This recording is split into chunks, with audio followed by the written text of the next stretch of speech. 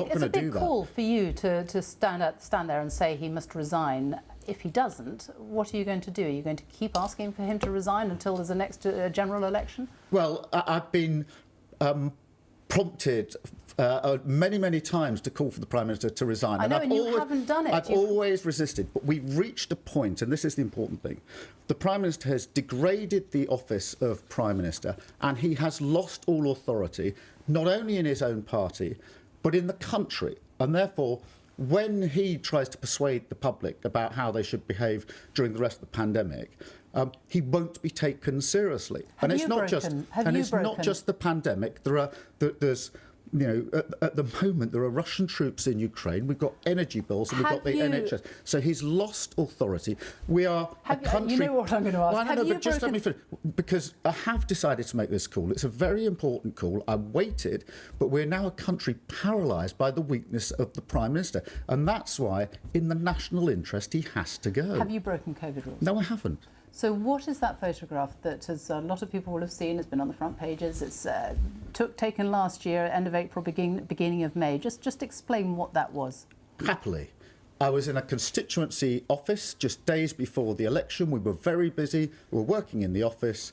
And we stopped for something to eat, and then we carried on working. That is the long, the short of it. No party, no breach of the rules, and absolutely no comparison with the Prime Minister. But there were rules in place. This was Step 2 guidelines at the time. No person may participate in a gathering in the Step 2 area which consists of 2 or more people and takes place indoors unless it's reasonably necessary for work purposes. We were in the office, the constituency office. It was days before the election. We were very busy. We were working. At some point, some food turned up. We stopped. We had our food, and then we carried on working. That is not a breach of the rules. It's not a party, and it is no comparison to the Prime Minister. Drinking a beer, is that reasonably necessary for work purposes? We'd stopped to eat a takeaway whilst we were working in the office, and then we carried on. This was, just to put it in context, this was about a few days before the May elections. We were really busy. We'd been at it all day on Zoom calls. We were doing members' calls from that very office. We stopped because food arrived, and then we carried on. There were rules in place, and the guidance, the workplace guidance that was in place at the time. Participants should physically attend meetings only where reasonably necessary. There should not be any sharing of food and drink by staff who do not share a household. Well, Sophie, trying to persuade anybody that stopping to have some food when you're in the office all day working is a breach of the rules is just not going to wash. And it shows just how far the Conservatives are sinking, that they're trying to pretend there's some sort of comparison between this and the industrial scale partying that the Prime Minister's been up to. But that photograph of the Prime Minister on the terrace at Downing Street, Dominic Cummings is there, the cheese and wine photograph.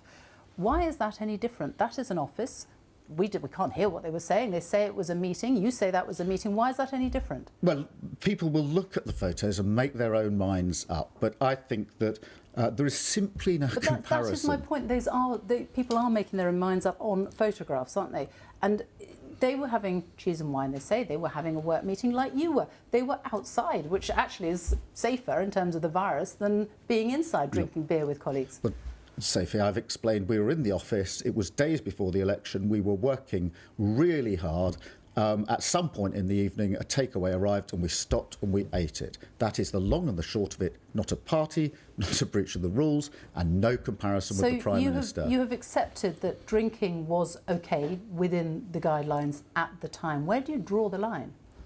Well, the line is drawn in the rules. And the Prime Minister broke the rules. I've just shown you. I've just told you what the rules. I mean, that is the point, isn't it? The rules were great. It's difficult. The rules weren't great, but I mean, how they've been interpreted. It's not a question of how they've been interpreted. It was perfectly lawful to meet for work, which is what we were doing. The party that was put to the Prime Minister on Wednesday happened because an invitation was sent to 100 people saying, let's have some socially distant drinks in the garden and bring your own booze. There is simply no comparison, and anybody who's trying to make the comparison is really just sinking in this mire. We've had industrial scale partying from the Prime Minister, and then we've had his 3 defences and the lies that have gone behind those defences. It simply can't be right for the Prime Minister to say he was assured there were no parties. By the way, who assured him? His principal private secretary sent out the invites, or somebody else? So then he says he's furious about the parties. Now he says he was at the party, but he didn't realise.